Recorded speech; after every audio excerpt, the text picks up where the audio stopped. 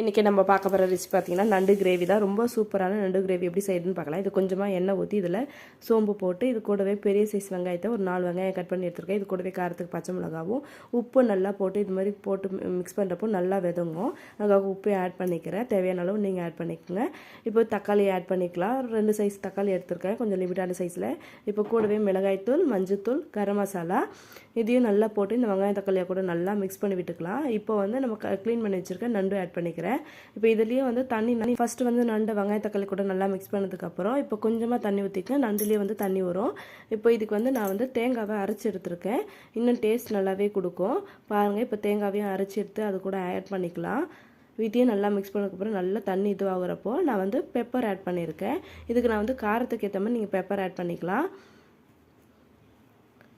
பாருங்கள், இது மாதிரி நல்லா மிக்ஸ் பண்ணதுக்கப்புறம் பாருங்கள் நம்மளோட சூப்பரான நண்டு கிரேவி ரெடி ஆகிடுச்சு. உங்களுக்கு இந்த வீடியோ பிடிச்சனா சப்ஸ்கிரைப் பண்ணுங்கள். Thank you for